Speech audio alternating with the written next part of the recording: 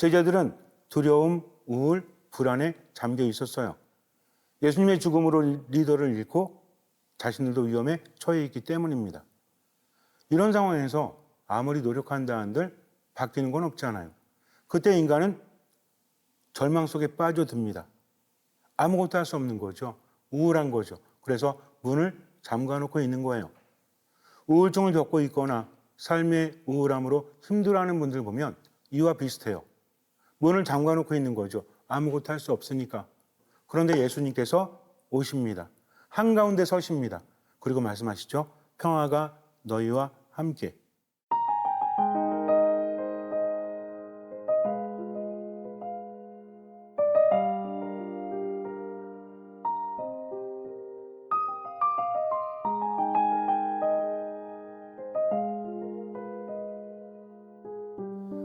참 예수님, 지난 한 주간 주님 안에서 잘 지내셨나요?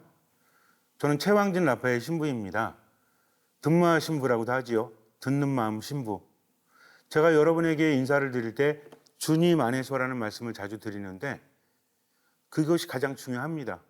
내가 무엇을 하든 어디에 있든 하느님 안에 있다는 것을 늘 생각하라는 거죠.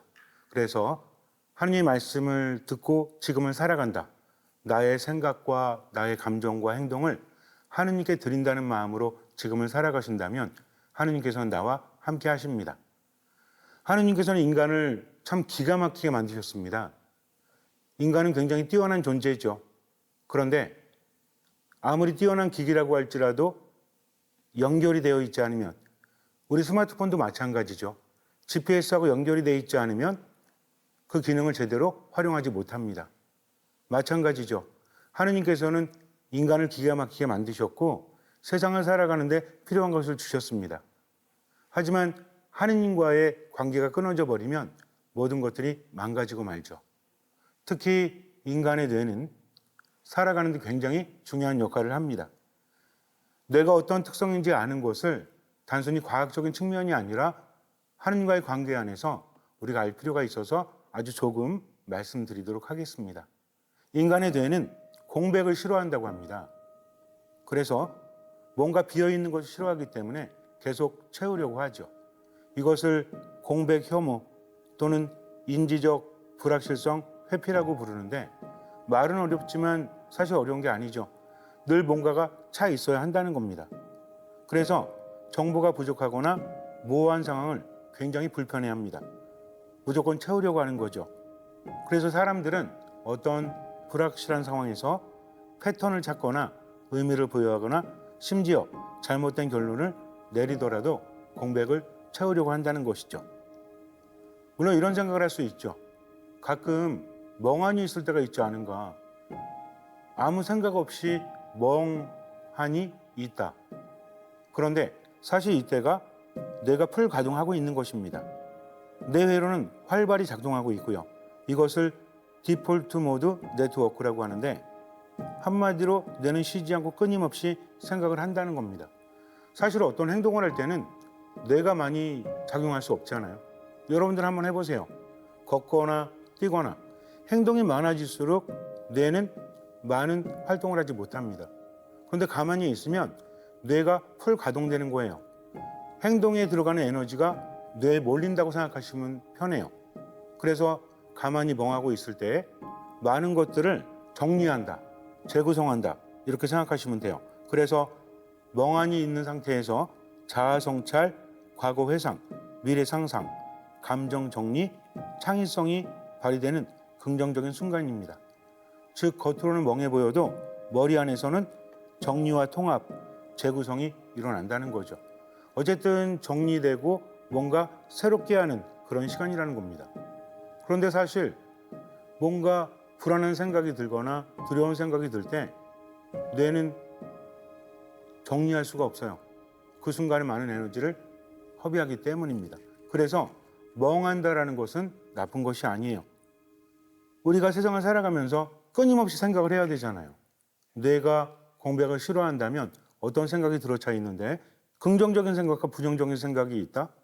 어떤 생각이 더 머릿속에 많이 생겨날까요? 부정적인 생각이라고 합니다. 왜냐하면 인간이 나약하기 때문에 긍정적인 생각은 기피 안 해도 괜찮잖아요. 하지만 부정적인 생각은 대비하기 위해서 많은 생각을 해야 된다는 거죠. 그래서 긍정적인 생각보다 부정적인 생각이 더 강하게 머리에 남습니다. 예를 들어서 누가 나를 칭찬한다, 나에 대해서 좋게 말한다라고 하면 우리는 고맙기도 하고 좋기도 하고, 그런데 반대로 누가 나를 욕한다, 누가 나를 비난한다 라고 했을 때 더 많이 충격을 받지 않습니까? 자다가 깨가지고 야, 나를 칭찬해 주니까 기분 좋네 라고 하진 않잖아요. 왜 나를 욕하지? 기분이 나쁘네? 하면서 부정적인 생각이 더 머릿속에 많이 남는 겁니다. 지난 시간에 제가 말씀드렸지만 지난 시간 듣지 못하셔도 괜찮아요. 간단하게 설명을 드립니다. 우리 뇌에는 파수꾼이 있어요. 그게 뭐냐면 편도체라고 하는데 어떤 위험한 상황이 되면 경보를 막 울려대는 거죠. 그때 몸은 대처하기 위해서 스트레스 호르몬을 내보냅니다. 피가 빨라지고 손과 발에 힘이 몰리고 이 상태가 스트레스인 거죠. 그래서 스트레스 자체는 나쁜 것이 아니죠.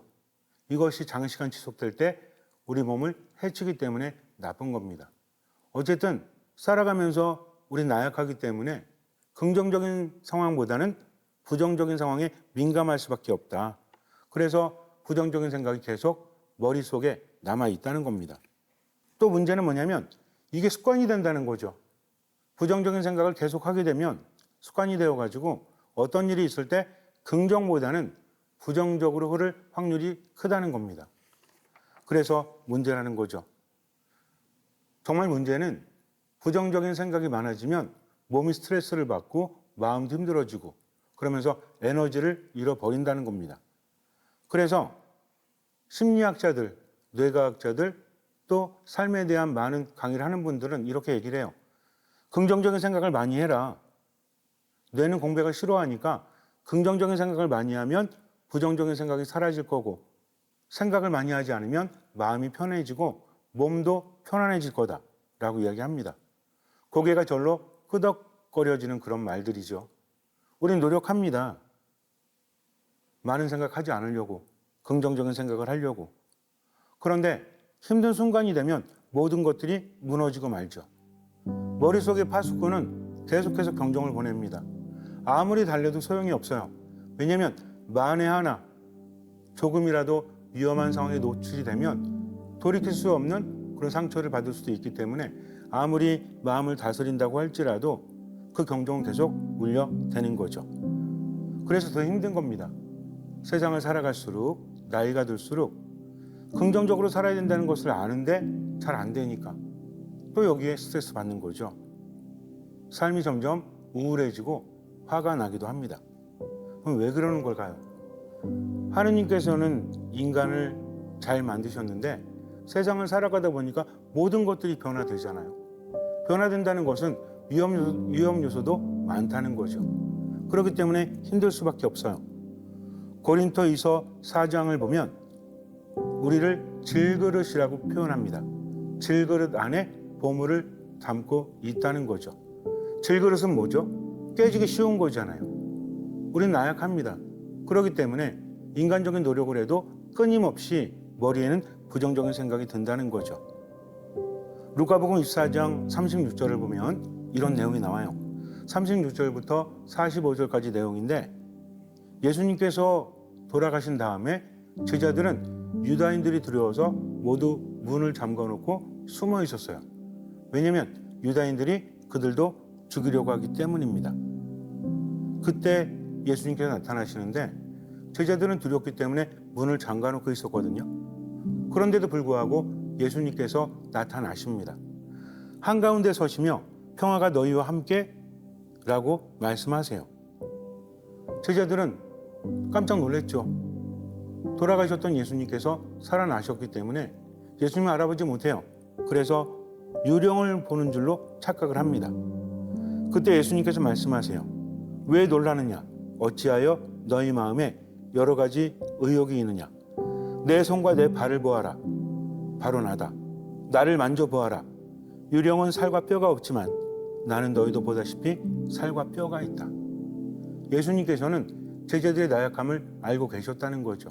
그래서 보여주시는 겁니다. 만져보라고 하시는 거죠.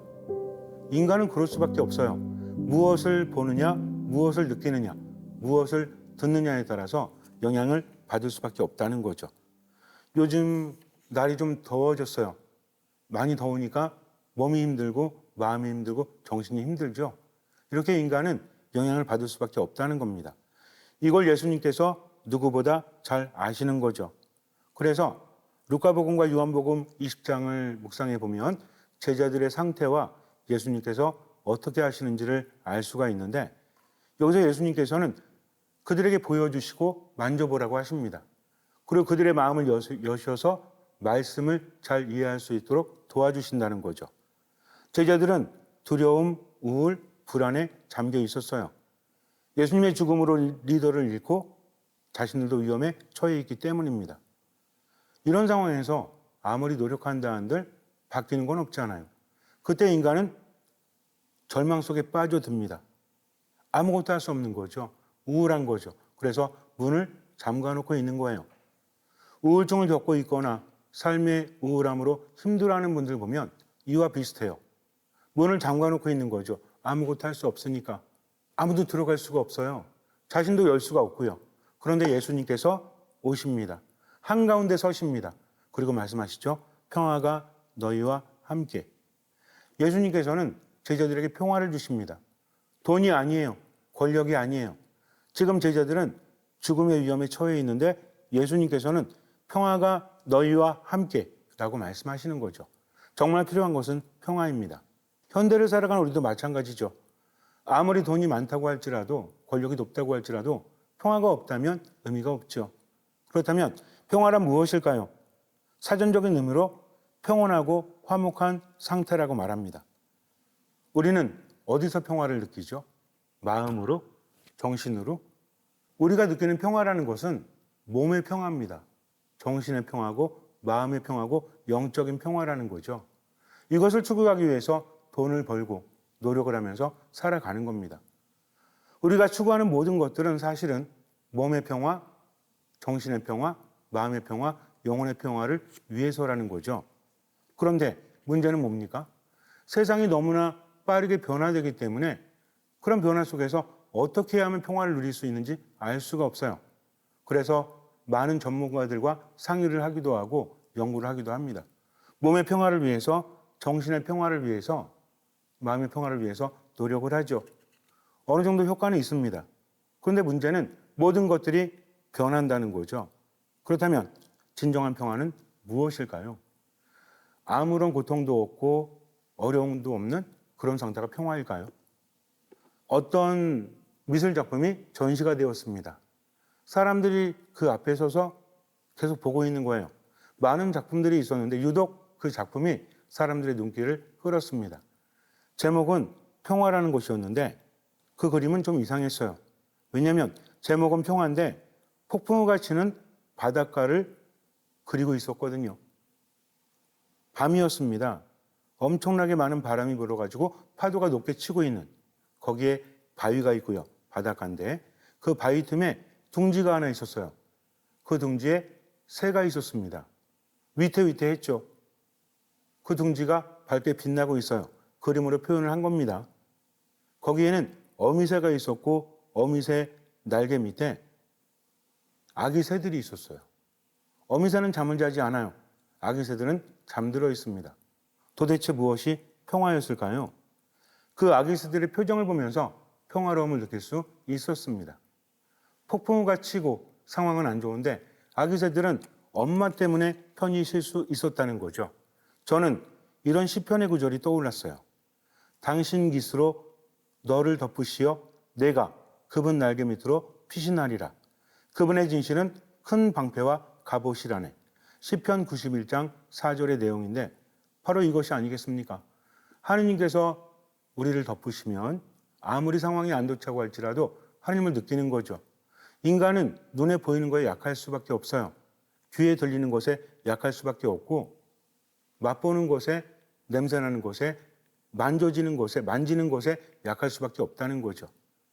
그런데 아무리 힘든 상황이라고 할지라도 나를 지켜주시는 분, 내가 믿을 수 있는 분, 그분이 있다면 인간은 편히 쉴 수 있고 평화를 누릴 수 있다는 겁니다. 이때 머리에서도 또는 우리 몸에서도 좋은 것들이 나온다는 거죠. 얼마를 가졌느냐, 얼마를 누리느냐가 중요한 게 아니라 얼마나 만족하고 또 얼마나 편안함을 느끼느냐, 바로 이것이죠. 그런데 방금 전에도 말씀드렸다시피 우리는 변하는 세상 속에서 적응하면서 살아가기 때문에 내 몸이 어떤지, 내 마음이 어떤지, 내 정신이 어떤지 제대로 알지 못합니다.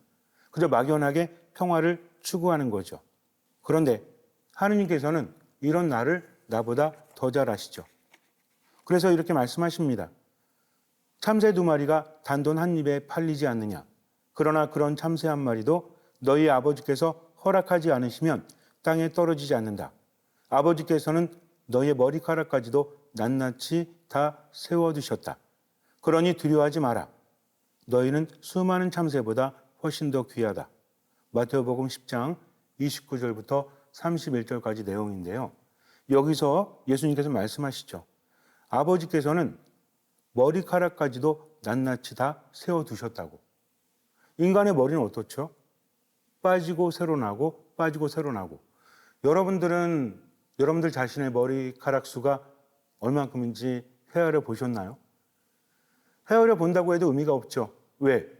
빠질 거니까, 또 나을 거니까 이렇게 변화한다는 겁니다.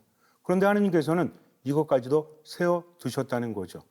늘 변화되는 우리 몸과 우리 마음과 우리 정신과 영혼을 하느님은 나보다 더 잘 아신다는 겁니다. 예를 들어서 이런 경우가 있죠. 갓난아이가 울 때 엄마는 알잖아요. 예전에 제가 유아실에서 어떤 아기를 보고 엄마한테 물었어요. 아기가 막 울고 있었거든요.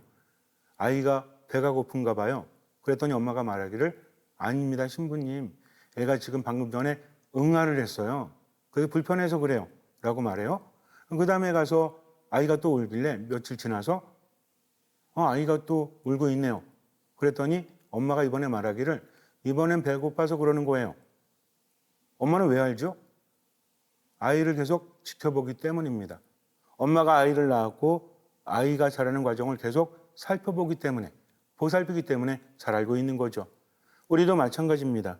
하느님께서는 우리를 너무나 잘 아신다. 또 너무나 사랑하신다는 거죠. 엄마가 아이를 바라보듯이 하느님은 우리를 그렇게 바라보십니다. 예수님 말씀하십니다. 나는 너희에게 평화를 남기고 간다. 내 평화를 너희에게 준다. 내가 주는 평화는 세상이 주는 평화와 같지 않다. 너희 마음이 산란해지는 일도 겁을 내는 일도 없도록 하여라. 라고 말씀하십니다. 평화를 주신다는 겁니다. 돈도 아니고 권력도 아니고 건강도 아닌. 평화라는 것은 우리에게 정말 필요한 것이기 때문이죠. 그런데 하느님께 주시는 평화는 세상이 주는 평화와는 다르다라고 하시죠. 물질적인 평화, 이것을 뛰어넘는 겁니다.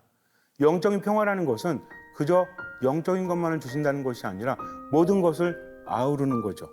우리가 평화로운데 필요한 것, 몸의 평화, 정신의 평화, 마음의 평화, 여기 필요한 모든 것들을 영혼의 평화가 우리에게 준다는 겁니다. 이것은 하느님께서 함께 하시는 거죠. 평화라는 단어를 보면 구약에서는 히브리어로 샬롬이라고 합니다. 이것은 온전함, 무결함, 완전성, 안정, 화목을 의미하는데 그 어근이 보상하다, 충족시키다, 완전하다. 바로 이거죠. 인간은 그렇게 할 능력이 없어요. 하느님께서 보상해 주시는 겁니다. 하느님께서 충족시켜 주신다는 거죠. 오로지 하느님 안에 머물 때 그것이 가능하다는 겁니다.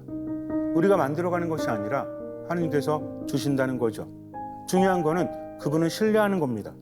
그분께 맡기는 것입니다. 그리고 그분 안에 머무는 것이죠. 신약 성경에 보면 에이레네라고 번역하고 있는데 이것은 구약의 샬롬을 그대로 번역하고 있는 거예요. 기본적인 의미는 같습니다. 충족시키다, 보상해주다, 완전하게 하다. 그런데 에이레네라는 것은 기본적으로 있다, 묵다 라는 뜻을 가지고 있어요. 무슨 얘기냐면 이어준다는 거죠. 끊어진 것을 이어준다는 겁니다. 즉 예수님께서 우리에게 주시는 평화가 뭐냐면 하느님 안에 머물 때 진정한 평화를 누릴 수 있었는데 하느님부터 멀어졌기 때문에 이것을 이어주신다는 거죠. 우린 너무나 잘 알고 있죠. 바로 구원의 개념입니다. 구원이라는 것은 그저 심판을 피하고 천국에 가는 것뿐만 아니라 지금 여기에서 하느님 안에서 살아가는 거죠. 그분께 치유받고 또 그분께서 회복시켜 주시고 그분께서 힘을 주신다는 겁니다. 근데 이것을 우리가 할 수 없잖아요. 끊어진 것을 이어주시는 분은 바로 예수 그리스도라는 거죠. 그래서 우리는 그분을 믿고 살아가는 겁니다. 그분께 모든 것을 맡기는 겁니다. 예수님 말씀하십니다. 내가 주는 평화는 세상이 주는 평화와 같지 않다. 너희 마음이 산란해진 일도 겁을 내는 일도 없도록 하여라. 세상도 평화를 주죠. 물질적인 평화를 줍니다. 그러나 그것은 한계가 있어요. 늘 변하는 세상 속에서 우리 마음이 흔들릴 수밖에 없다는 겁니다. 이거는 살아가면서 우리가 모두 느끼는 거죠. 예수님께 주시는 평화는 두려움이 없는 거죠. 마음이 산란되지도 않습니다. 누가 뺏어가지도 않아요. 부정적인 생각을 할 필요가 없어요. 왜? 위험하지 않기 때문입니다. 그분이 보호해 주시고 이끌어 주시고 함께 하시기 때문에. 그래서 부정적인 생각들이 점점 사라지고 머리가 복잡해지지 않으며 몸도 스트레스에 휩싸이지 않고 마음도 편안해지는 거죠.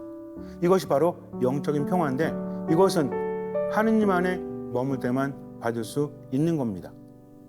끊임없이 변하는 세상에 휩쓸려 살아가는 인간이기 때문에 물질적인 평화는 한시적이지만 영원하신 하느님께 주시는 평화는 지속적으로 우리에게 편안함을 준다는 거죠.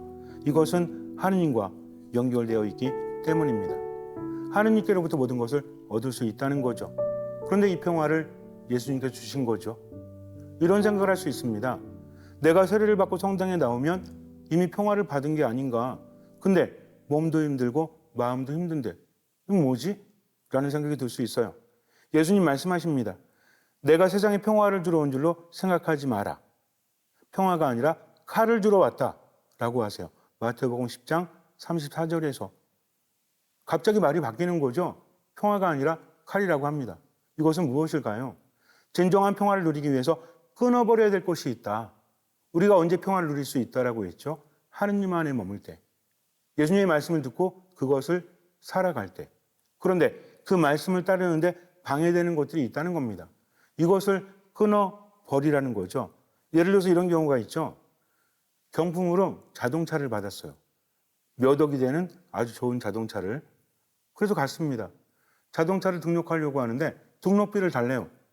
아니 자동차는 경품인데 왜 등록비를 달라고 합니까?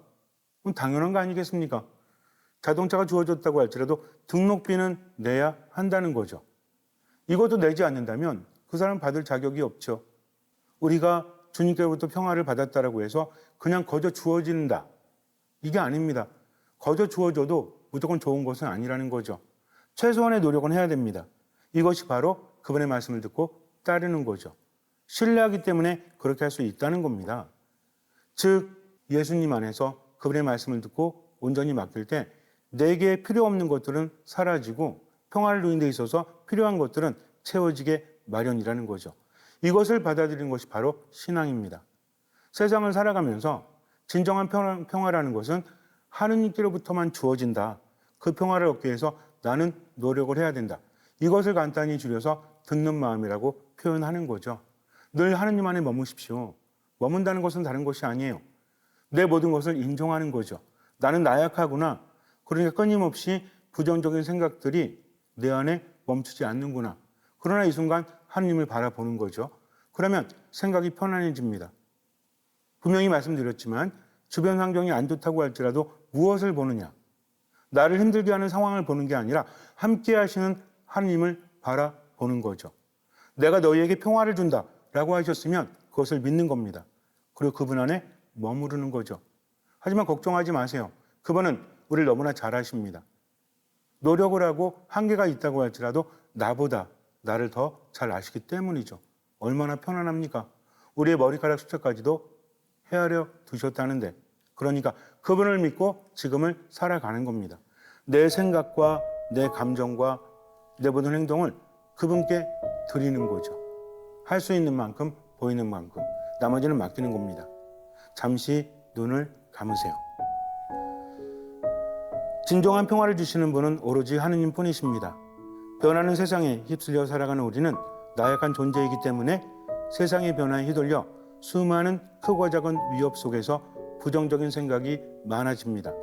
그래서 정신적인 평화를 잃고 그에 대처하기 위해서 몸은 스트레스를 받습니다. 몸의 평화를 잃고 마음의 평화를 잃게 됩니다. 나아지기 위해서 애쓰며 세상이 주는 평화를 얻기도 하지만 변하는 세상 속에서 그 평화는 오래 지속되지 않고 무너지고 맙니다. 그로 인해서 더 깊은 절망의 나락 속에 빠져들게 되죠. 그 변하는 세상 속에서도 흔들리지 않는 평화는 오직 하느님께서만 주실 수 있는 영적인 평화입니다. 영적인 평화는 몸과 정신과 마음의 평화 모두를 포함합니다. 이미 주님께서 우리에게 그것을 주셨습니다. 그것을 받기 위해서 나를 나보다 더 잘하시고 나를 나보다 더 사랑하시는 주님께 모든 것을 맡기고 듣는 마음으로 지금을 살아가십시오. 무조건 맡기십시오. 주님께서는 그 믿음을 보시고 우리 삶에 놀라운 기적을 일으키시고 영원히 변치 않는 평화를 주실 것입니다. 아멘.